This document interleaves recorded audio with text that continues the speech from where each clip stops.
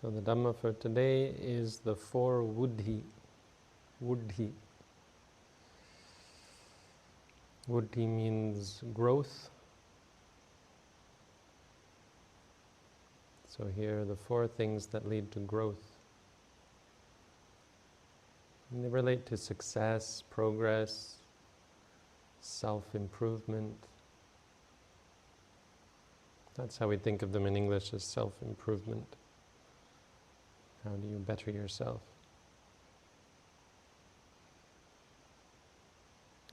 And they're in terms of how practically you as a person go about bettering yourself. Specifically here talking about bettering yourself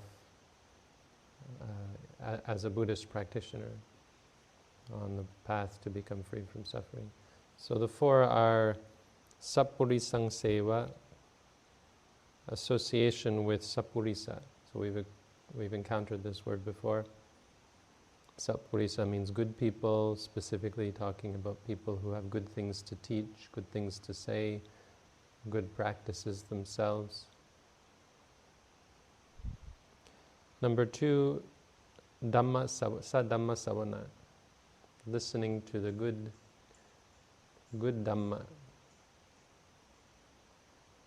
So Dhamma is many kinds, this is the good Dhamma. Number three, Yoniso Manasikara, keeping in mind, keeping the teachings in mind with wisdom, or usually translated simply as wise attention, but here there's a little bit more to it, I think. And number four, Dhammanudhamma Patipati, practice of the Dhamma in pursuit of the Dhamma.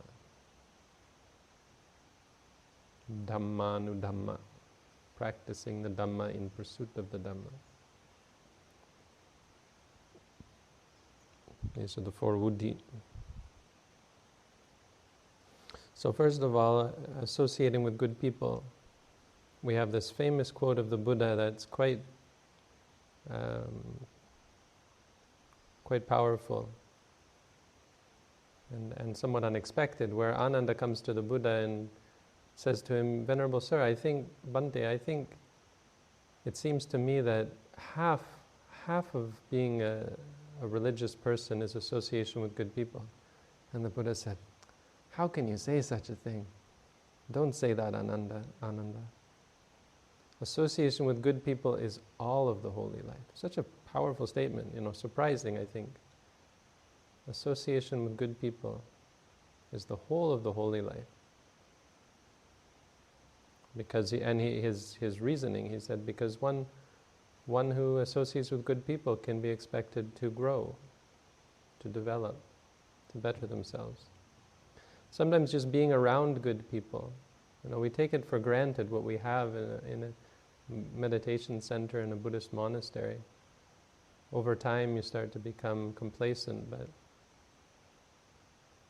it's such a remarkable opportunity to be surrounded by people who, simply keeping the 5 precepts is such a rare thing nowadays in the world. The 5 precepts, right? How much more greatness do we have here?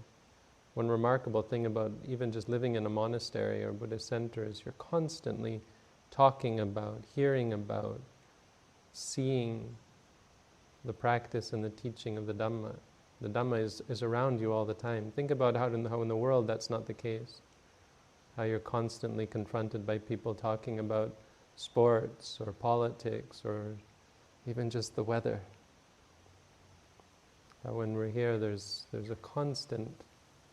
Of course, monasteries are not heavenly places. Everything is unpredictable and imperfect, but just being around good people is such a boon, such a great thing. It's a great reason to be a meditation teacher, because you'll always be surrounded by people who are practicing. It's one of the benefits of teaching the Dhamma, teaching meditation practice. So some people miss this. There are religious people who miss this and practice on their own, try to live alone. It is a thing in Buddhism. The Buddha said, if you can't, the Pacceka Buddha said, if you can't find someone who's greater than you, then you should live alone, like a rhinoceros horn. There's only one horn on the rhinoceros.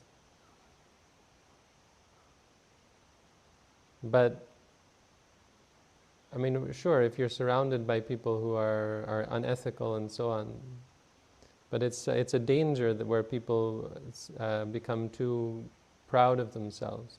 There's a story of Upatissa and Kolita's teacher, Sanjaya. Upatissa and Kolita. Do you know these names? These were the names of Sariputta and Moggallana before they came to the Buddha. And so when they heard Asaji, so Sariputta was wandering around, they made a pact with each other, a promise, that whoever met someone who could teach them the truth would come to the other and tell them. So one day Sariputta saw Asaji, one of the first of the Buddha's 5 disciples, going on alms. And he knew right away, this is a Sappurisa, this is someone worth associating with. So he waited, and when the time was right, he asked Asaji, please, what do you teach? Who is your teacher? I said, I couldn't give you a teaching, I'm just new to the Dhamma. He was an Arahant, but he saw that Upatissa was probably proud. Well, he didn't see, but he assumed, because Upatissa was someone from another tradition. He was one of these ascetics. He had someone who had gone forth. But he figured, if this person has gone forth, he's going to be argumentative and he's going to have all his own views and so on. So he said, I'm new. He wanted to impress upon him the profundity of the Buddha's teaching. So he said, I'm new, I couldn't, it's not like I can give you a detailed teaching. He said, it doesn't have to be detailed, if you just give me the teaching in brief. So we have this famous conversation and the famous teaching where he says, Ye Dhamma Hetu Bhabhava. Whatever Dhammas have arisen by a cause. Te Dhamma Tathagata Ahu. No, Te Sang Hetung Tathagata Ahu. The Buddha has taught their cause. Te Sanchayo Nirodhoja. Te Sanchayo Nirodhoja. Evang Vadi Mahasamano. And the cessation of those Dhammas. The Buddha has taught this. Just that. Something that most of us would appreciate, but not be able to, at first glance, take as some deep teaching, became a Sotapanna. Upatissa became a Sotapanna, hearing half of this teaching. And then he brought it back to Kolita, and Kolita had to hear the whole verse in order to become a Sotapanna. But the reason I bring this up, actually, on the one hand, it's remarkable that immediately they were willing to make themselves students of this monk or whoever his teacher was. They knew right away what was the right thing to do. They immediately gravitated towards them. But their teacher did no such thing. There's a funny story about their teacher. They immediately thought, well, we've found a good teaching. Let's have our teacher come with us as well. So they went to Sanjaya and said, Venerable Sir, we've found the truth. We found a teacher of the truth, a wise and enlightened being. We're going to go see him. Come with us. And he said, oh no, you go on. You go on without me. What do you mean? What are you talking about? We found the path to enlightenment. And Sanjaya said, listen, my dear students, which is more, the foolish people in the world or the wise people in the world? And they thought and they said, well, obviously the foolish people are far more, wise people are very rare. That's why we're going to go.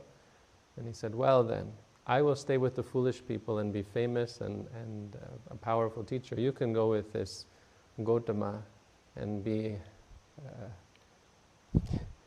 paltry and few.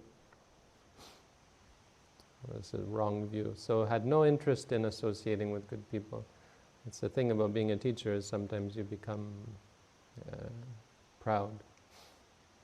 and think you don't need support and you don't need a community.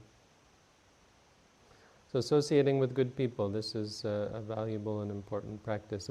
I mean, one big thing is, even without listening to their teachings, you are able to emulate them. There's a certain assimilation for meditators who come here for a short time, seeing us as monks. It's imperative, of course, that we as monks are a good set a good example for the meditators who come, that we're mindful and that we're not too chatty and that we're not too rambunctious or unmindful. And we can provide a great example for them. I mean, obviously, people who are mindful naturally do so without even trying. The second is listening to the Dhamma, of course. The greatest reason to associate with good people is because then they will teach you good things. It's not always the case. Sometimes people associate with good people and never listen to the Dhamma. Sometimes good people don't teach the Dhamma. Even the Buddha wasn't inclined to teach and had to be invited to teach. And then it was only once he was invited that he spent his time for the rest of his life teaching. We take this as somewhat of an example, and as monks we're not inclined to go and find students or teach just for the sake of teaching. We teach because it's a good thing to do. We teach because there's a desire, and mostly we teach because there's an invitation. Because people come to us as students, and so we offer that. We don't go looking for students and so on. So, on the one hand, it's important for a student to be inquisitive, to ask questions, to request teachings, to be respectful in the receiving of teachings, right? Because it's a big thing to ask. There's a story of Anathapindika. He would go to see the Buddha and he would never ask the Buddha to teach, because he would think the Buddha is someone very special, and it would be such an imposition on me to have to ask him to teach. And yet, this was, of course, the Buddha was the source of the greatest wisdom that ever existed. And so there is the imposition and the request to teach. It's important that we appreciate that and that we are respectful and accommodating and so on. But some people don't even want to learn to teach. There's a story of Vakali. Vakali is one famous disciple of the Buddha, famous for not a very good reason. He's famous because he spent all his time looking at the Buddha. He ordained and was constantly in the Buddha's presence, but learned nothing. Because all he would do is just stare at the Buddha and appreciate the Buddha's beauty, the Buddha's radiance, the Buddha's glory. And so day in and day out, he would just sit in the Buddha's presence and stare at him, until one time the Buddha said, "Vakali, why every day do you just sit here and look at this disgusting, horrible, putrid, decaying corpse? Apehi, go, leave my sight." And he sent him away, sent him off to practice. But he couldn't really practice. He was disturbed and he had no background on how to practice. He had no knowledge and no understanding. And so there's a story, the Buddha went to him and gave him a final teaching, and that was enough for him. Sometimes you have to play with your students. Sometimes you have to push them a little bit, upset them a little bit, and then you can, when they're ready to hear the Dhamma, then you can teach them. He knew that Vakali wasn't ready to hear the teaching, so he had to shock him out of his attachment. So it's important that we listen to the Dhamma. It's important that we pay attention when there's Dhamma teachings. It's important that we try our best to listen. Sometimes the teachings that we get are repetitive. Sometimes you'll hear a teaching that you've heard before. That's quite common. I won't be the only teacher that you'll hear, of course, and haven't been as well. And you'll hear other teachers saying different things, and sometimes we can go off on a tangent, and it's hard to pay attention during a Dhamma talk. It's an actual practice. If you look at on YouTube, there's this graph where you can see how long people watch a video for, and it's funny how usually like 70% of the people watching the video stop watching after a few minutes. Attention span is an important thing. Listening to the Dhamma is a practice, and it's a good practice. It's a great opportunity, as I've said before, to practice mindfulness when you're restless or bored, or you can't help it, but it's hard to sit still, pain and that sort of thing. Even just distracted or so on. But listening to the Dhamma is a great source of it's an essential source of growth. You have to hear the Dhamma before you can practice it. This is the great thing about the Buddha, is that he set in motion the wheel of Dhamma that he began to teach. The third is yoniso manasikara, but it means more than simply wise attention. I mean, obviously words and translations are never perfect, but if you understand this word, kara means like from the root kara in regards to doing or making or so on.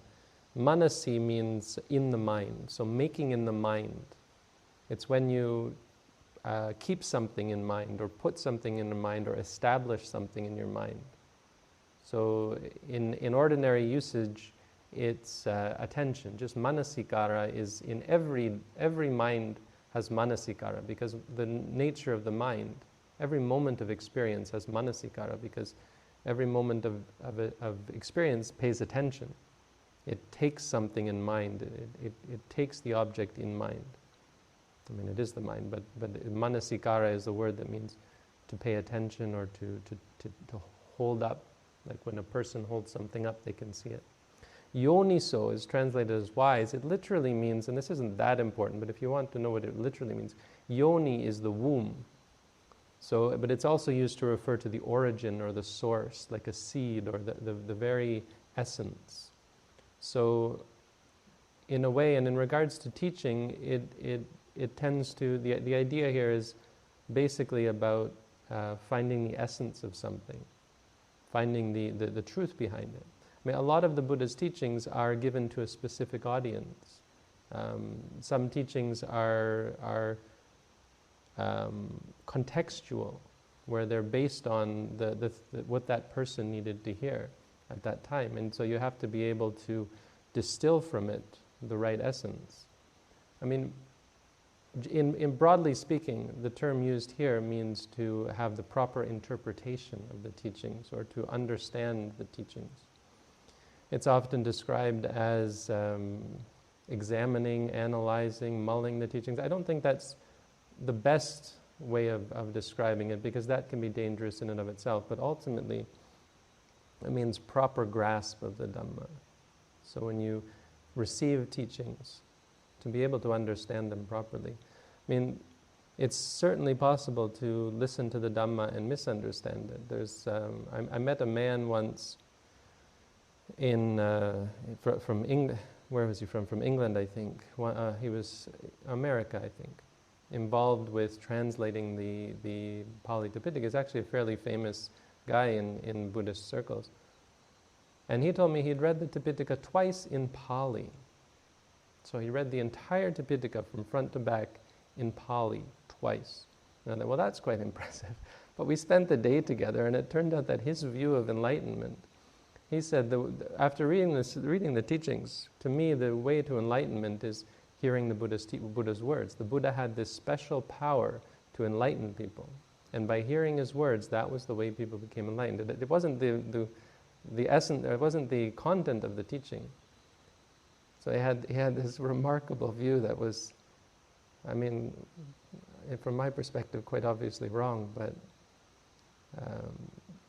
it's important that just because you've read the teachings, important to understand, just because you've read the teachings doesn't mean you have a proper grasp of them. Devadatta is a good example. He heard many teachings of the Buddha and had a very improper grasp. He had wrong intentions. Devadatta's intention was not good from the start. He listened to the Buddha's teaching and he was able to use it for his benefit, but mostly for worldly benefit. He was able to attain the jhanas and he was able to acquire supernormal powers and impress a king, but then help that king overthrow his father and try to kill the Buddha, really in a bad way. So this one is a challenge. I guess what I would say about it is to be cognizant of the fact that we might not understand the Dhamma properly. It's a reason for impressing upon everyone to appreciate the traditional interpretations of things, because chances are they know better than us. It's certainly possible that countless generations of Buddhist teachers have all gotten it wrong, but it's much more likely that we newcomers to this teaching have gotten it wrong. And this is what you see. It's a very common occurrence where there are new interpretations. You'll often find new teachers spring up. Like in Thailand, there are teachers who come, and it's quite exciting for people because it's something novel and new, because there's a new interpretation. And the old is discarded or criticized, and tradition is abandoned, which is, I think, the wrong default. The default should be to accept the tradition as best we can, because even statistically speaking, it's much more likely that we're wrong,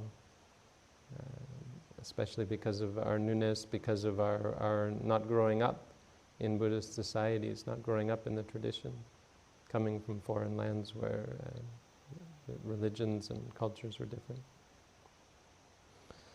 So understanding the Dhamma correctly, it's an important part. All of these steps have to be undertaken in order to be able to practice the Dhamma. The fourth is Dhammanu Dhamma Patipatti. And the idea is, you can't start with practice. You can't approach the Buddha's teaching without having a teacher or a guide or someone to bring you to the practice, obviously. And you can't without listening to the Dhamma. And you do need a significant amount of theory, or a substantial amount of theory. It doesn't have to be a lot. You see, in the Buddha's time, monks were often given one talk, and that was enough. Of course, it was a talk that was tailored to them, and so that many of the talks you read were tailored to that individual, and so it was much easier for them to become enlightened than us who have to figure out what it all means. But there certainly wasn't an emphasis on the large amount of learning that we have to gain. But certainly we have to learn about the Dhamma, and we have to learn about the Dhamma in the right way, and we have to understand it properly. We have to gain the proper appreciation and understanding of the Dhamma. So what this means for us is generally we learn about sila, we learn about ethics, and we learn about right view, that nothing is worth clinging to, these kind of very simple things.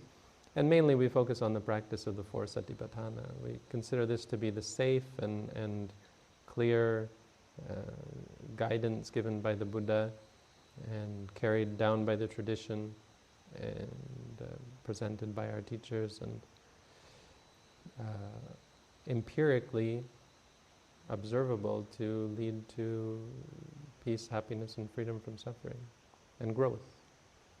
So it's a formula for growth. These four things go in order, and you can consider them all to be an important part of our teaching, that we protect and cultivate our communities and our associations with each other and with good people, that we protect the teaching of the Dhamma, and we protect the proper teaching and the good teaching of the Dhamma according to the tradition, and that we understand the teaching properly.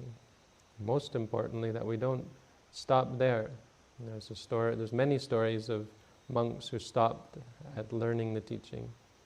Maybe they taught others the teaching, maybe they didn't even teach others. There's a story of Tucapotila, who, it seems he had students, but the most important thing is that he knew all the Buddha's teaching. And he was famous for knowing all of the Buddha's teaching and being able to answer all these questions. But he never practiced. And so the Buddha called him Tucapotila. His name was Potila, which means book, basically, or manuscript. And the Buddha called him Tucapotila. Tuca means empty. It's one of the characteristics that we talked about last time, characteristics of non-self. He said, "Oh, hello, Tucapotila. Here comes Tucapotila." You know, oh, why is he calling me Tucca Potila? Oh, Tucca Potila sitting down.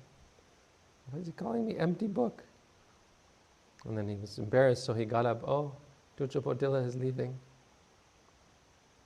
And he embarrassed him, and Potila went back and tried to figure out why the Buddha had insulted him, basically, in this way. He was quite proud of his learning. And he thought, oh, it's because I haven't done any practice.